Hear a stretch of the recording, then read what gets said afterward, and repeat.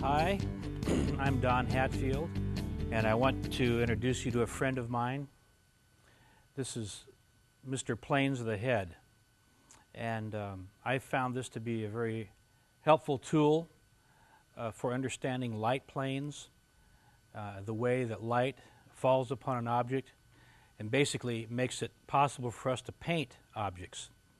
After all, it's light that shows us what's in the shadow or creates the illusion of form in our paintings as we render what's in the shadow and what's in the light. But the first thing we have to understand as oil painters is how light falls upon nature and how it gives us the opportunity to understand objects in terms of planes.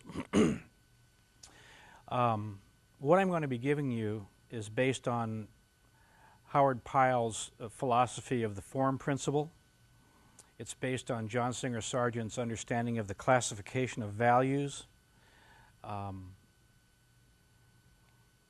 guess that's what would be the two main authors where I've gathered most of the material and my understanding of planes of the head. Pyle said it takes the typical art student 2 years of practice and study to understand the planes that occur when light falls on an object.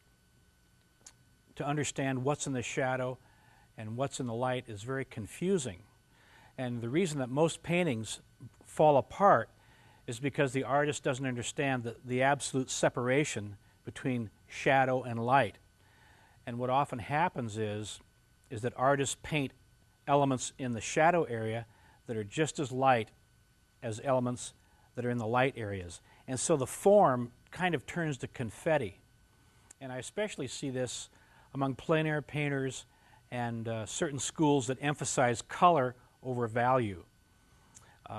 When it comes to color and value, I combine the two, and I heard this from Ray Kinsler, the notion of color value. I'm not quite sure where he got it, but I don't make a separation between color and value.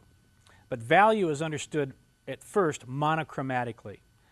In other words, without reference to color, I want to try to point out what happens when light falls on an object. If you look at the planes of the head here, you'll see that certain areas are lighter and certain planes are darker. The separation between what's in the shadow and what's in the light is confused a little bit here because we have a number of light sources.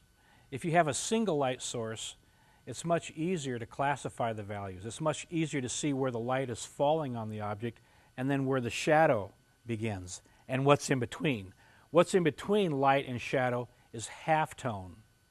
It's neither completely in the light or completely in the shadow. And it's in the halftone where the color of the object is most evident. In direct light, the color of the object, whether it's an orange or an apple or a pear or a head or a tree, is often bleached out. In the shadow, there's not enough light to really discern the color.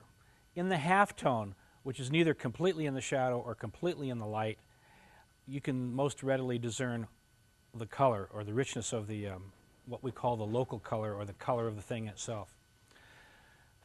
itself.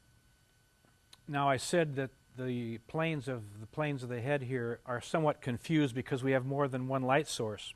I have light source that is coming down on me from the lights above, but there's also light coming from this direction, bouncing off of this into this object.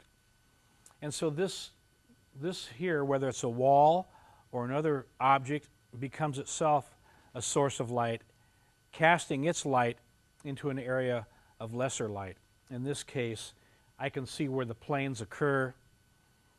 Coming from this direction, I can see where they hit, and it gives it some distinction in the shadow area. But still, this remains that this area is basically in the shadow.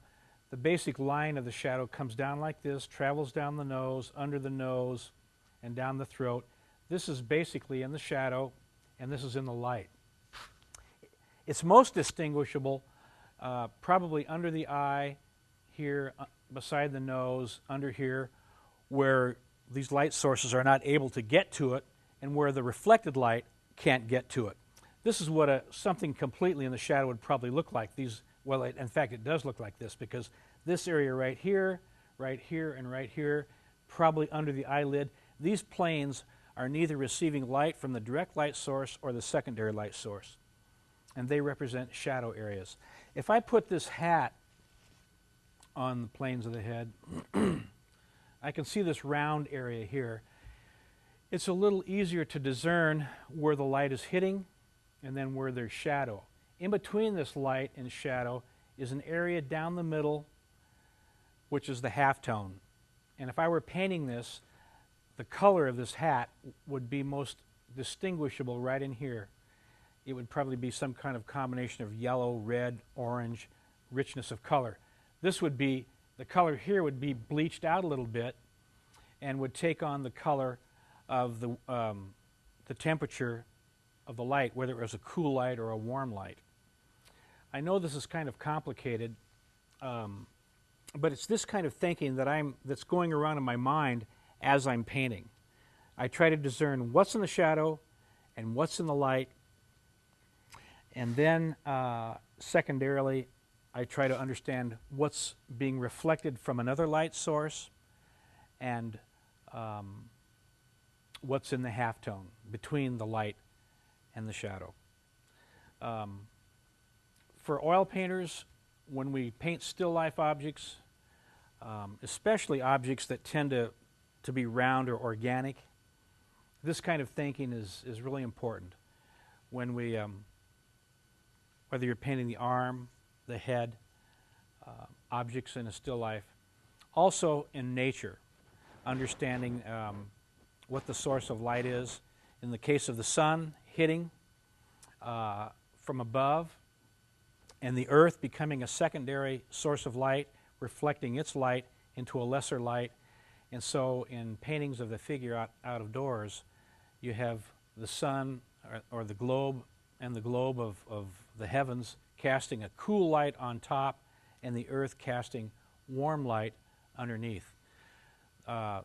This is one application of the planes of the head taken to the figure out of doors. It's very difficult at times when you have a round object to think in terms of planes, and sometimes you almost have to artificially think this way in order to organize or classify the values. But it's only after you see what's in the shadow and what's in the light that you're able to attach your color in a way that gives the object that you're trying to paint real life. Thanks a lot, and hope to see you outside painting sometime.